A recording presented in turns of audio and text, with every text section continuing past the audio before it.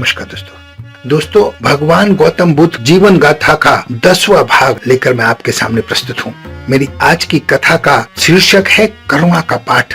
बुद्ध ने अपने प्रेम और करुणा से अनेक लोगों के जीवन और विचारों को परिवर्तित कर दिया था। ये हर कथा में मैं आपको बताता चला रहा हूँ। एक बार भगवान गौतम बुद्ध ने मध्य बिहार के एक ऐसे गांव में जाने का मन बनाया जहाँ के लोग सहायता के प्यासे थे, सहायता चाहते थे। वहाँ पहुंचकर बुद्ध ने देखा कि नगर एकदम निर्जन पड़ा हुआ है। मार्ग में कोई दिखाई नहीं दे रहा है।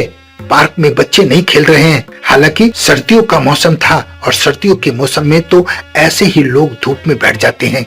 जब कारण पूछा तो उन्हें ज्ञात हुआ कि एक पिशाचनी यहाँ रहती है जो नगर के बच्चों को उठाकर ले जाती है, उनको अपना निवाला बना लेती है।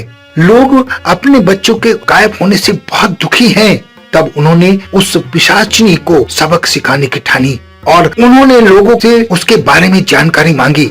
लोगों ने उन्हें बताया कि पिशाचनी के 100 पुत्र हैं, लेकिन वो फिर भी दूसरे बच्चों पर दया नहीं करती है।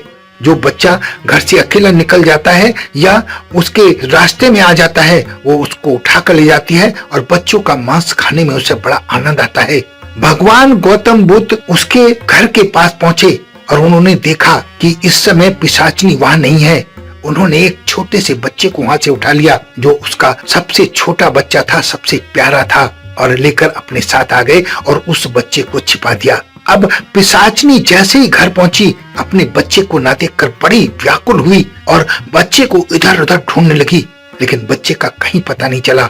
इस तरह उस पिशाचनी को बहुत दुख हुआ और दुख से 3 दिन बीत जाने के बाद भी उसके बच्चे का कोई पता नहीं चला। तब वो गांव के एक रास्ते पर एक पेड़ के ऊपर बैठ गई और अपने बच्चे की राह निकालने लगी। जब सन्यासी महात्मा बुद्ध उधर से गुजरे तो वो उनके पैरों में पड़ गई कि आप सन्यासी हैं और भगवान तुल्य हैं, आप मेरे बच्चे को बता दीजिए, बच्चा मेरा कहाँ है। तब भगवान गौतम बुद्ध ने उससे कहा कि आप दूसरे के बच्चे को उठाकर खा जाती हो।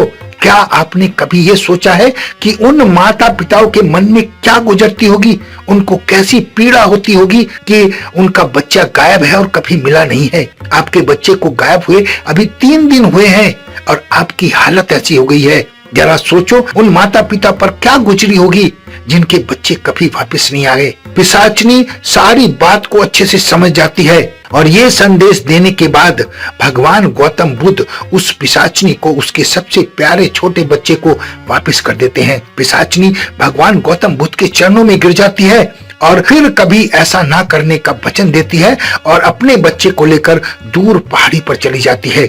दोस्तों, भगवान गौतम बुद्ध ने पिशाचनी के जीवन को बदल दिया था। अपने करुणा और प्रेम से वो लोगों का जीवन यूं ही परिवर्तित कर दिया करते थे। भगवान गौतम बुद्ध की शख्सियत जैसा सन्यासी आज तक दुनिया में नहीं हुआ। आशा है हम उनके विचारों से सिर्फ प्रभावित नहीं होंगे, बल्कि उनके विचारों को अपने जीवन में अपनाने की कोशिश करेंगे। और देखना, अगर आपने उनके विचारों को अपने जीवन में अपना लिया तो आपके जीवन की दिशा और दशा दोनों बदल जाएगी। अपना बहुत ध्यान रखें, हंसते रहें, मुस्कुराते रहें, खुश रहें।